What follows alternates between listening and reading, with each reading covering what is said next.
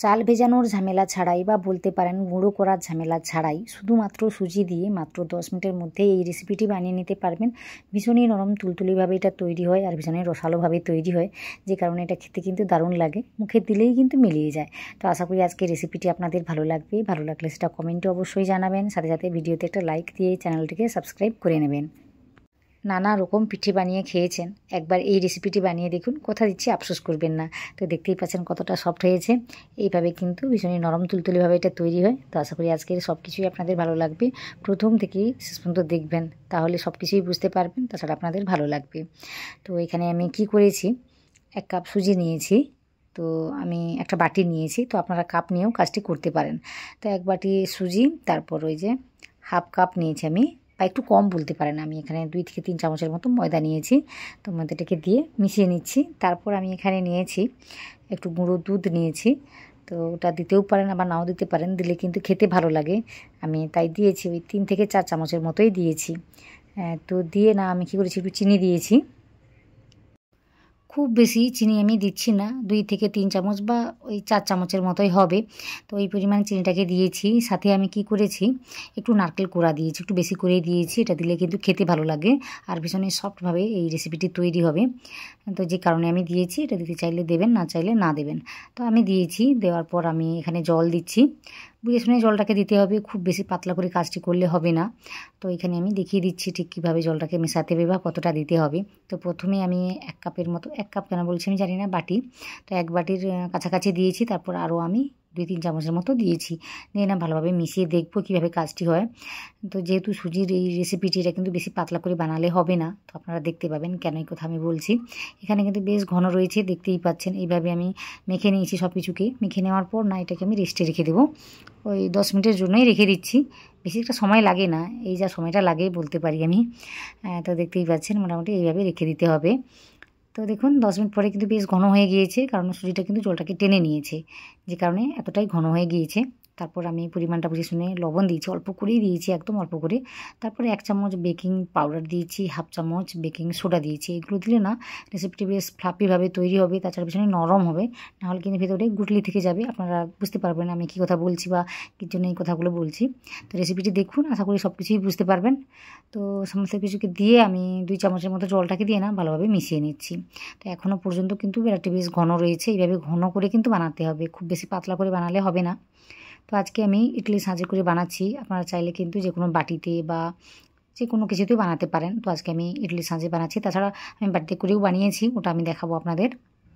তো দেখুন বুঝতে পারবেন। তো এখানে একটু তেল দিয়ে ব্রাশ করে দিয়েছি, যাতে সহজে উঠে আসে রেসিপিটি বা এই রেসিপিগুলো। তো এখানে না আরও একবার ভালোভাবে মাখিয়ে নিয়েছি। মাখিয়ে নেওয়ার পর এইভাবে ব্যাটারটিকে আমি দিয়ে দিচ্ছি। 2 চামচ করে দিচ্ছি, বেশি করে দিচ্ছি না, কারণ এগুলো ফুলবে আমি জানি, তাই অল্প করেই দিচ্ছি। তো পুরোটা ভরে নিচ্ছি, তারপর দেখাচ্ছি ঠিক কীভাবে দেখতে হয়েছে। ঠিক এইভাবে কিন্তু কাজটি হয়ে যাবে। তো এখানে অনেকটা ব্যাটার বেড়ে গিয়েছে, তাই আমি কি করেছি, আলাদা একটা বাটি নিয়েছি, ওখানে আমি তেলটাকে ব্রাশ করে দিয়েছি। ব্রাশ করে দেওয়ার পর আমি ওখানে ব্যাটারটিকে দিয়ে দেবো। আমি অল্প করেই দেবো, কারণ 2টো বাটিতে করে আমি কাজটি করবো, একটা বাটিতে করে করলেও হতো। 2টো বাটি আমি নিয়েছি এখানে, তো এইভাবে আমি কাজ করে নিয়েছি।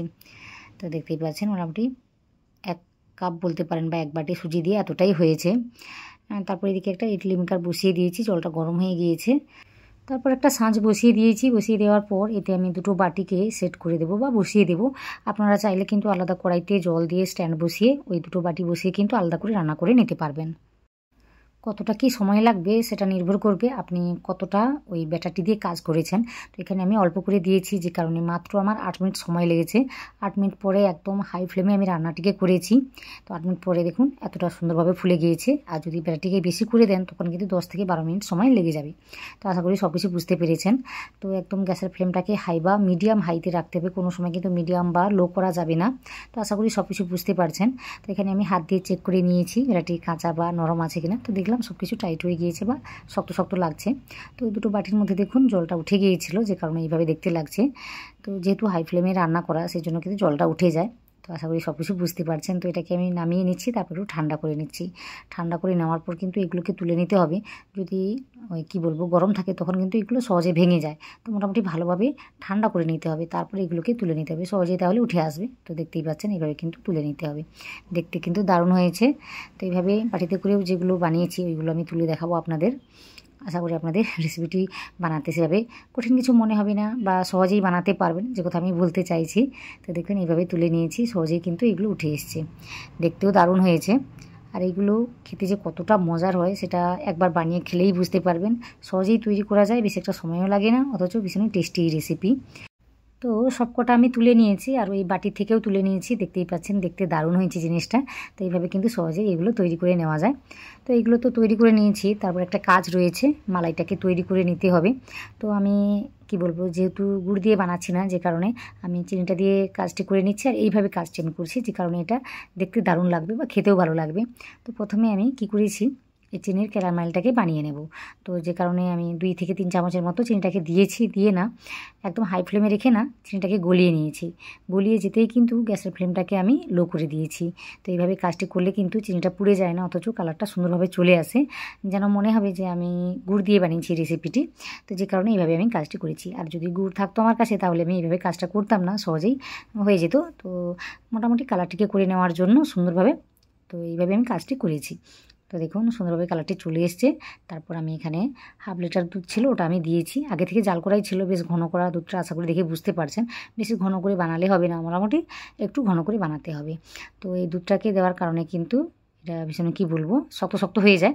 তো এটা গলে যাবে, সেভাবে চিন্তার কিছু না। গলে গিয়ে না সুন্দর একটা কালার চলে আসবে এই দুধের মধ্যে, তো দেখতে পাবেন। তো বেশি সময় ধরে আমি আর ফোটাবো না, কারণ আগে থেকে আমার ফোটানো ছিল, যে কারণে আমি বেশি একটা সময় নিয়ে ফোটাবো না। তো এখানে কিছু বাদাম কুচি আমি দিয়েছি, দিয়ে একটু সময় নিয়ে ফুটিয়ে নিচ্ছি। ওই যে ক্যারামেলটা রয়েছে ওটা যেন গলে যায় বা মিশে যায় দুধের মধ্যে, তো সেই পর্যন্তই কিন্তু আমি ফুটিয়ে নেব। তো আপনারা একটা কাজ করতে পারেন, এখানে 2 থেকে 3 চামচের মতো গুঁড়ো দুধ মিশিয়ে দিলেই কাজটি হয়ে যাবে, তো ওটা করতে পারেন। তো এখানে না মিষ্টির জন্য আমি একটু চিনি দিয়েছি, বুঝে শুনে দিতে হবে, কারণ অনেক কিছুতেই চিনিটাকে দেওয়া আছে, প্রথম থেকে রেসিপির মধ্যে আছে। তারপর ক্যারামেলের জন্য আমি ইউজ করেছি, তারপর এখানে একটু দিয়েছি। তো এইভাবে কাজটি করে নেবেন, খেতে বেশ ভালো লাগে। তো সব কিছু মোটামুটি তৈরি হয়ে গিয়েছে, এটাকে আমি এখন নামিয়ে নিচ্ছি। নামিয়ে নিয়ে না 1 থেকে 2 মিনিটের জন্য ঠান্ডা করে নেবো। বেশি একটা সময় নিয়ে ঠান্ডা করবো না, গরম থাকতে থাকতে দিলে কিন্তু রেসিপিটি সহজেই তৈরি করে নেওয়া যায়, কম সময়ের মধ্যে তৈরি করে নেওয়া যায়। তো এই রেসিপির মধ্যে আমি দিয়েছি। তো দেখুন দেখতে কিন্তু দারুণ হয়েছে, ভীষণই লোভনীয়ভাবে তৈরি হয়েছে। মাত্র 10 মিনিটের মধ্যে এটা তৈরি হয়ে যাবে, বেশি সময় ধরে রাখতেও হবে না।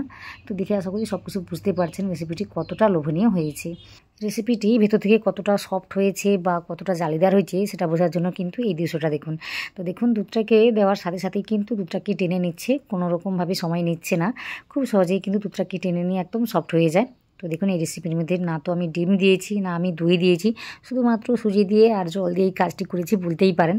তো দেখুন সহজে কিন্তু এই রেসিপিটি বানিয়ে খেতে পারেন, আশা করি আফসোস করবেন না। এই সিজনেও নানা রকম হয়তো কী বলবো পিঠে বানিয়ে আপনারা খাবেন, কিন্তু এই রেসিপিটি একবার বানিয়ে খাবেন, তারপর আমাকে জানাবেন। আশা করি আপনারা সবাই মজা করেই খাবেন।